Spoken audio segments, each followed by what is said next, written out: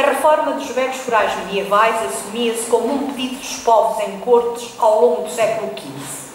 Dom João II quis atendê-lo e mandou, em 1481, que fossem enviados até 1483 ao juiz da Fazenda Real todos os forais do reino, para que a obra fosse levada a efeito. Não se concretizou, porém, essa tarefa no governo joanino, mas sim na do seu sucessor. Em 1496, no ano seguinte à sua subida ao trono, Dom Manuel nomeou a comissão encarregada da reforma dos forais, constituída pelo chanceler-mor do reino Rui Boto, pelo desembargador João Façanha e pelo cavaleiro da Casa Real Fernão de Pina. Para essa comissão seriam canalizados os forais, tombos e escrituras que dessem fé dos estatutos municipais e da cobrança dos direitos reais. No caso de haver dúvidas, realizavam-se inquirições nos locais em causa. As questões avolumaram-se, de facto, e logo em 1498 estavam a ser levados até ao monarca, então em Saragoça, pela mão de 22 desembargadores, acompanhados de Fernão de Pina, os casos duvidosos a que Dom Manuel respondeu nos conhecidos pareceres de Saragoça.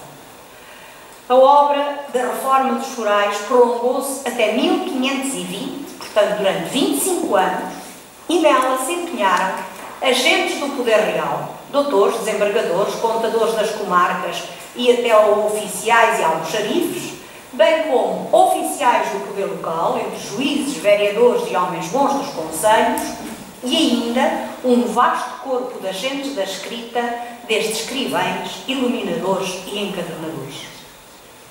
O resultado final foi a produção de 5 livros de registro de forais, expedindo ainda à Chancelaria Régia por cada foral, pelo que foi ordenado, embora não talvez concretizado, depois eu poderei explicar, 3 manuscritos, no geral com a primeira página iluminada, dirigindo-se um à cidade, vila ou lugar em causa, outro ao senhor e um terceiro destinado a ser arquivado na Torre do Tombo. Este labor foi apenas uma parcela da grandiosa obra da leitura nova, levada a efeito por Dom Manuel, corpo monumental de escrita e iconografia, fundamento e suporte de um programa político moderno e inovador, bem como memória e símbolo de um reino forte, que era já um império, e de um rei com um alto e superior poder de cariz profético e messiânico. Nestes forais, como geralmente se enuncia na sua abertura, o monarca tinha em vista a atualização dos usos e costumes locais, das rendas e tributos reais, e não menos a inteligibilidade das disposições foraleiras, muitas vezes redigidas em latim. Medidas que corriam a par com a adequação das cobranças às leis régias sobre a uniformização dos pesos e medidas e a reforma monetária.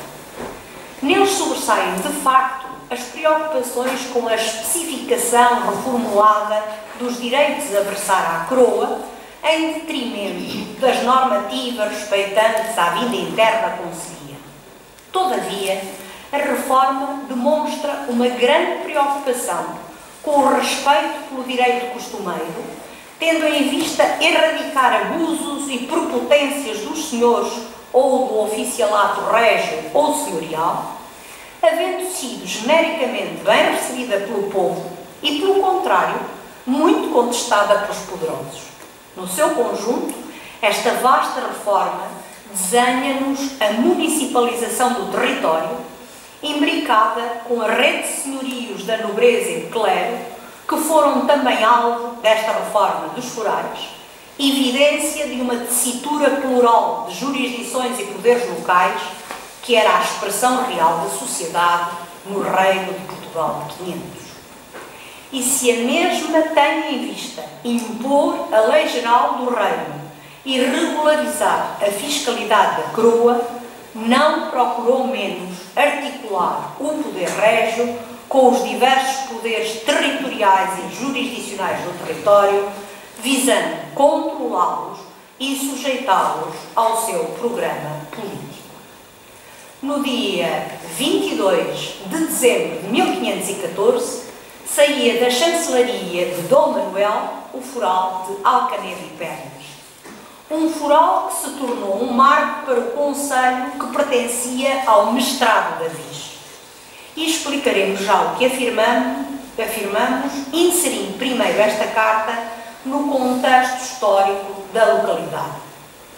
Alcanedo seria, ao tempo, pelas informações do numeramento 1527, que se poderão bem retroprojetar para a década anterior, um concelho formado por cerca de 30 localidades, a maioria designadas por aldeias. Na sede da vila de Alcanedo havia 25 fogos e no termo 524, o que poderia dar um valor populacional entre 2.196 ou 2.445 pessoas, multiplicando por 4 ou 5, o que nos remete para um concelho significativamente povoado. Será ainda de destacar que algumas aldeias tinham um número de habitantes superior ao da Sete, destacando-se a uma larga distância a aldeia de Pernas, com 109 fogos, portanto, com uma população 4 vezes superior ao corpo da vila de Alcanedo, e nela se encontrando mesmo 4 clérigos, sinal da sua importância socio-religiosa. Mas Alcanedo era vila antiga, como sabemos, ainda que não nos possamos agora alargar nesse tópico. Conhece-se por um documento copiado no cartolário de Dom João Teotónio, que em fevereiro de 1163, Dom Afonso Henriques doou ao seu vassalo e mordomo-mor Gonçalo Mendes de Sousa o lugar de Alcanedo para povoar, anotando-se na carta que cada um ficava com metade do lugar e que o mesmo nunca antes, isso diz o documento, havia sido povoado, que é uma maneira de enfatizar agora a doação que se faz. Nessa mesma carta, o rei doava o eclesiástico e a igreja de Alcanedo ao mosteiro de Santa Cruz e ao seu prior João. Ora, Rui de Azevedo considerou, por vários motivos, este documento suspeito na parte da doação do eclesiástico aos Crúcios, ainda que refira que o mosteiro conseguiu fazer prevalecer esse direito, que em 1300 doou à Ordem do Hospital. Mas já bem antes, em janeiro de 1187, Dom Sancho I, sua mulher, seu filho Afonso e suas filhas Teresa e Sancha haviam doado o castelo de Alcanedo a mestre Gonçalo Viegas e aos freires de Évora. Depois destes atos fundacionais, e apenas num bosquejo pela documentação réstia, percebemos que os monarcas, como Dom Fernando e Dom João I, continuaram a possuir direitos e bens em Alcanedo e no seu termo, o que desenvolveremos no texto escrito e não aqui por falta de tempo. Voltemos, pois, como é nosso propósito, ao foral de Dom Manuel.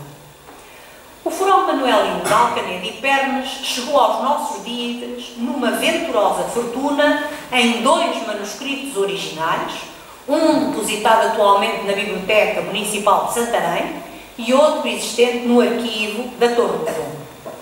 Todavia, como bem nos elucida Joaquim do Val Cruz, o códice depositado em Santarém terá sido mutilado na sua folha de rosto entre 1764 e 1791, só se encontrando essa folha de rosto no exemplar de Lisboa. O códice recolhido em Santarém é um manuscrito com 16 fólios, o qual apresenta todas as características de autenticidade e validação. Encontra-se em bom estado, não obstante a sua amputação da folha iluminada, embora só tivéssemos acesso até agora ao facsímile incluído na obra do autor atrás citado. Foi este que serviu de base ao nosso estudo, ainda completado pelo fólio 1 iluminado com o exemplar da Torre do Tombo e também com o livro de registro. Atentemos nesse fólio iluminado. Ana Maria Alves na classificação destas cartas manuelinas feitas em série, que denomina de a versão popular da leitura nova, estabelece 3 tipos de iluminuras. Este floral ficaria no tipo intermédio de labor e iconografia, a qual é de boa qualidade. Na verdade, apresenta 2 planos.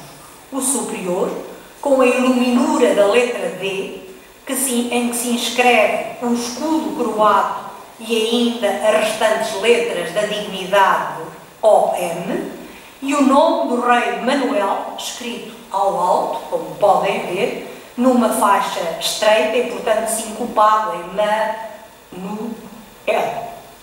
O plano inferior, todo ele envolto numa cercadura, exibe a completa titulatura do monarca e o destinatário.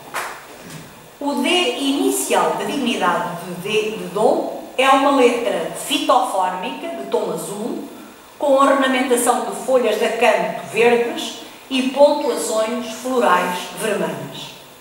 Inscreve-se dentro de um quadrado que nos extremos de uma das diagonais se apresenta em fundo prateado, que a cor cinzenta sugere, e nos da outra em fundo carmesim adamascado. No interior da letra D desenham-se os símbolos da figura real e do seu poder. O escudo, representação do rei de Portugal, encimado pela coroa, signo da realeza. O escudo régio com o seu coronel sobrepõe-se a um fundo azul claro que o projeta para o firmamento celeste. Nele se encerra um escudo menor, com os 5 escudetes, todos ao alto, como a reforma de Dom João II determinara, cada um deles incluindo 5 pesantes na representação da cruz de Dom Afonso Henriques e das 5 chagas com que Cristo se mostrou ao rei fundador no feito de Ourique. A bordadura de castelos, que virá do tempo de Dom Afonso III, exibe 7 castelos dourados sobre fundo vermelho. A coroa que encima o escudo tem 5 pontas, desenhadas em motivos vegetais, e a sua centralidade demarca-se com uma pedra vermelha.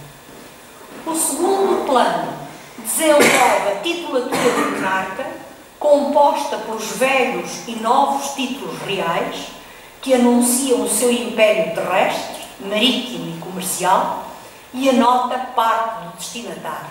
Portanto, o que ali está é Per Graça de Dom Manuel, que vem de cima, e depois Per Graça de Deus, rei de Portugal e do Algarve, da Aquém e da Aleimar em África, e senhor da Guiné, e da conquista, navegação e comércio de Etiópia, Arábia e Pérsia, e da Índia, a quantos esta nossa carta de foral dada a Alcanedo, porque Hiperne já vem na parte, no verso deste fórum. Toda esta mensagem se inscreve numa requintada e sugestiva cercadura, vegetalista e microfloral, em tons rosa, azul e verde. Mais larga do lado direito, estreita-se um tanto no fundo e é muito apertada do lado esquerdo. Nela se entrelaçam caules rosa com caules azuis, sugerindo, na sua forma oval e ondeada, interiormente com alguns traços, espécies piscícolas a nadar por entre a vegetação. A bordadura remata-se do lado esquerdo com 2 pequenas e esbeltas flores, uma cor de rosa e outra azul, e do lado direito com 2 apelativos morangos. Passemos agora ao estudo do normativo foraleiro. No início da carta, o monarca aludia à tramitação geral da reforma dos forais, mas reportava-se também à inquirição efetivada na vila de Alcanedo para fixar o primeiro tributo especificado na carta, o 8º, que se deveria pagar do trigo e do vinho. Esclarecia-se, para evitar qualquer irregularidade, que tal tributo substituía a jogada. Esta mudança da jogada para o 8º fora concedida por Dom João I a Santarém e abrangia muitas terras do seu entorno. Mais se especificava como é que a 8ª devia ser arrecadada, pressentindo-se que poderão ter existido questões sobre a arrecadação do cereal, o que com todos estes detalhes se procurava erradicar. As mesmas tramitações se seguiam na cobrança da oitava do vinho, quando se encontrava no lagar, ou do linho, quando estava no tendão. Mas se acrescentava com toda a clareza que não se pagavam mais nenhuns tributos nem foros das demais novidades, o que era muito aliciante para os agricultores. Explicitava-se que as terras maninhas, portanto sem cultura, deviam ser distribuídas pelo sesmeiro da ordem, ainda que guardando inteiramente a ordenação régia das sesmarias. Igualmente se enunciam os direitos dos montados, que abrangiam os homens de fora, e só os de fora, e durava apenas nos 3 meses da lande nos sobreiros, entre outubro e dezembro, sendo livre no resto do ano. Determinava-se que a ordem levaria de 20 porcos que pastassem um porco. Se porventura a vara de porcos não chegasse a tais quantitativos, cobrar-se-ia 5 reais por cada cabeça. Os homens da terra não pagavam devido à usança e vizinhança que sempre aí tiveram. No que diz respeito ao gado, especificava-se ainda que o gado do vento, portanto os animais perdidos, era um direito real, devendo aquele que encontrasse a res, comunicá-lo no prazo de 10 dias, sob pena de lhe ser demandado por furto. No que se reporta ao relevo, ou seja, o monopólio da venda do vinho, o foral deixa-nos em aberto algumas ponderações. Na verdade, dizia-se que o relevo constituía um direito real e que ninguém da vila podia vender vinho nos 3 meses a partir de 1 de janeiro, sob pena de, pela primeira e segunda infração, solver 9 reais e à terceira, ver o vasilhame partido e o vinho correr pelo chão. Todavia, com o devido conhecimento do almoxarife ou do regueiro, os homens de fora podiam trazer vinho e transacioná-lo durante esse período, mas pagando um almudo por cada carne. Depois de tudo isto clarificado, refere-se, porém, que o dito relevo se entendia e guardava somente nos vinhos que a ordem tivesse dos oitavos das suas terras próprias e não dos vinhos dos dízimos ou outros fogos, os que nos parece remeter para a detenção do direito de relevo pelo senhorio ou mestrado de avis, o que seria natural se é que não existissem o monopólio da venda do vinho do rei e da venda do vinho da ordem. Sabemos também que o senhorio arrecadava o tributo do jantar, de que nenhuma pessoa seria escusa, mesmo que tivessem liberdades e privilégios, ou fosse clérigo, constituído por pão de cevada, vinho, carnes e todas as outras coisas que se encontravam especificadas no tombo da ordem e no livro da Casa da Suplicação, e não por qualquer quantitativa enumerária. Encontramos também no foral alguns normativos referentes à justiça. Na pena de armas, portanto, em crimes praticados com armas, o réu teria de solver 200 reais e ficar sem as armas se as tivesse utilizado para fazer mal.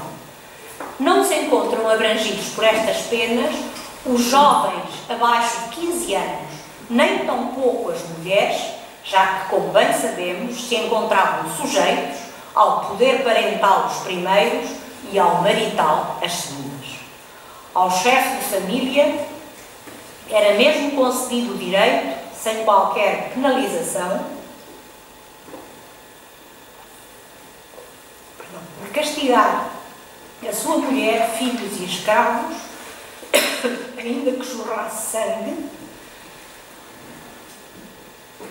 numa plena afirmação do seu amplo poder sobre a família conjugal e doméstica. Determinava-se também que deixava de ser arrecadada a dízima das sentenças, já que, como se expressava, Tal havia sido decidido pelo monarca e pela sua relação. Quanto às forças, que se deverão aqui entender como as apreensões de bens indevidamente, depois do forçador ser julgado pelos juízes e de haverem sido repostos os bens ao lesado, o alcaide recebia do réu 108 reais. Em Alcanede havia um número substancial de 6. Perdão, eu peço desculpa.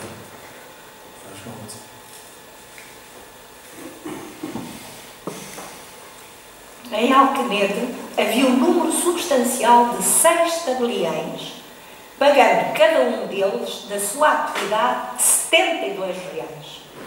Esta presença significativa de agentes da escrita remete-nos para a animada atividade mercantil que dinamizava a vida do Conselho de Alcanede e do seu termo, onde Pernas se incluía. No foral, determinavam-se ainda os vários tributos relacionados com a circulação e transação dos produtos, dando-nos a conhecer as mercadorias e os fluxos comerciais que atravessavam a vila.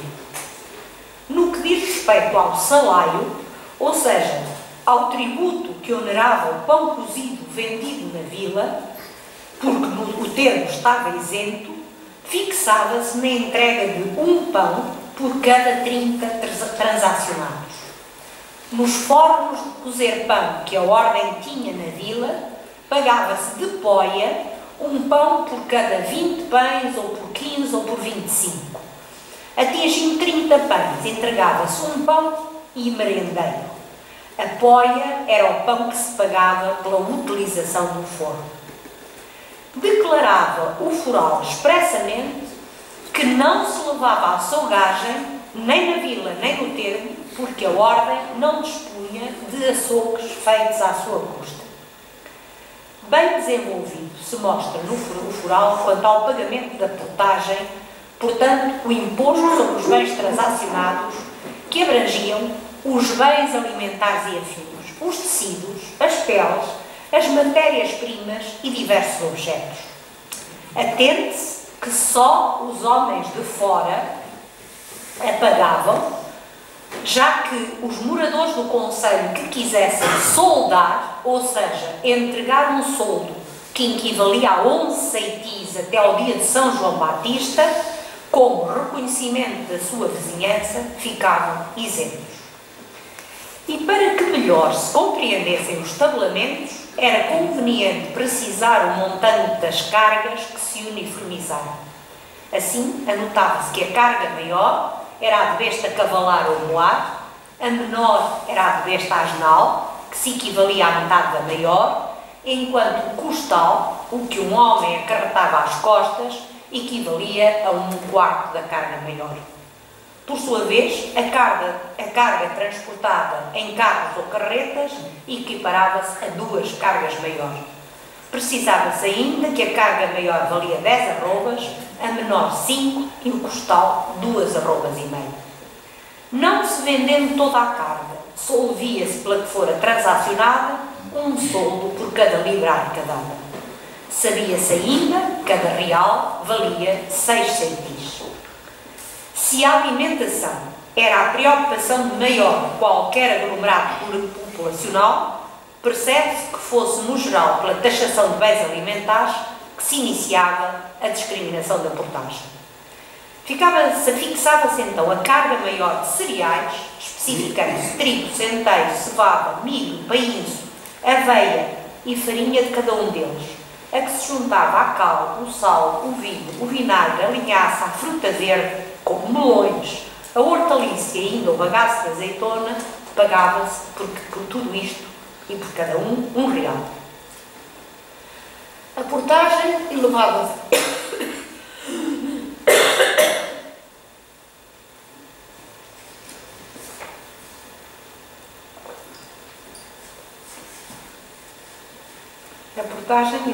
para 4 reais na transação de fruta, como castanhas verdes ou secas, nozes verdes ou secas, ameixas passas, figos e uvas passados, que é também passas, quer dizer, figos secos, amêndoas, pinhões por britar, avelãs, bolotas, mostarda, lentilhas, todos os legumes secos, como cebolas e alhos secos, bem como casca e sumagre. Bem mais pesada ainda era a portagem que impendia sobre a carga maior cera, mel, azeite, sebo, unto, queijos secos, manteiga salgada, peixe, resina, breu, sabão e alcatrão, que ascendia a 12 reais. As cargas de pescado do mar ou marisco que viessem para vender oneravam-se com 4 reais, mas as que se tirassem do lugar apenas pagavam 1 real, sendo também esse montante que se solvia do pescado do rio que se transacionasse. Com grande pormenor se estabeleciam os direitos portageiros sobre o gado. Por cada cabeça de boi pagava-se 3 reais, de vaca 2, de carneiro e porco 2 ceitis, de bode, cabra e ovelha 1 ceitil, mas isenta estava a comercialização de borregos, cordeiras, cabritos e leitões, salvo se comprassem ou vendessem acima de 4 cabeças, porque então pagariam por cada um 1 ceitil. Os toucinhos e as marrãs, que aqui são os presuntos inteiros, encontravam-se onerados com 2 ceitis, já que das peças encetadas não se cobrava nada, nem tão pouco da carne vendida no talho ou à enxerga. Entretanto, um grande incentivo era dado aos profissionais da caça, nesta vila integrada na região santarena de excelentes recursos cinegéticos em tempos medievais. Assim, quem comprasse ou vendesse qualquer quantidade de coelhos, lebres, perdizes, aves ou outra caça, via-se completamente isento de portagem. Igualmente se tabelava a comercialização de animais de grande porte e os escravos. Assim, pela besta cavalar ou moar pagavam-se 13 reais, por uma égua 3 reais e por um asno 2 reais. Também por cada escravo ou escrava, mesmo que grávida, se entregavam 13 reais, numa clara assimilação do comércio de escravos ao gado cavalar com bens móveis que eram dos seus donos. A portagem enunciava ainda, como já se referiu, outros produtos que correspondiam às necessidades de vestuário, calçado, habitação e trabalho dos homens e mulheres de Alcanede. A carga maior de panos de seda, lã, linho e algodão, tanto delgados como grossos, e também as cargas de lã ou linho fiados, tabelava-se como 12 reais, taxa que descia para metade no caso do linho ser em cabelo, portanto sem fiação. Igual taxa máxima de 12 reais abrangia a venda de uma carga de couros curtidos, de calçado ou de mais obras de couro e ainda dos couros vacaris, estes curtidos ou por curtir. Transacionando-se à peça, cada couro vacaril pagava 1 real e cada um dos outros, ou seus artefactos, solvia 2 ceitis.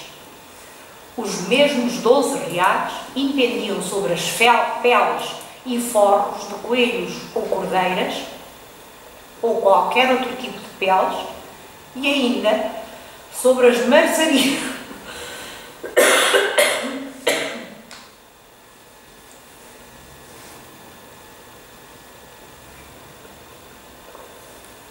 Dizia, e ainda 12 reais sobre as marçarias, cearias, boticarias e tinturarias, ou seja, todos os condimentos para a alimentação, as mesinhas e os produtos para tingir.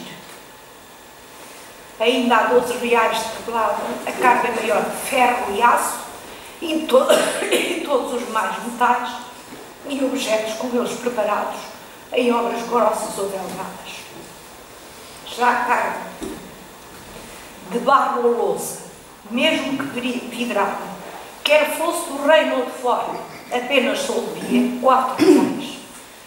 valor igual pagava a carga de madeira, lavrada por lavrar, as arcas e ainda as cargas de palmas, parto, junco, tábuas ou fumos e objetos com eles convencionados.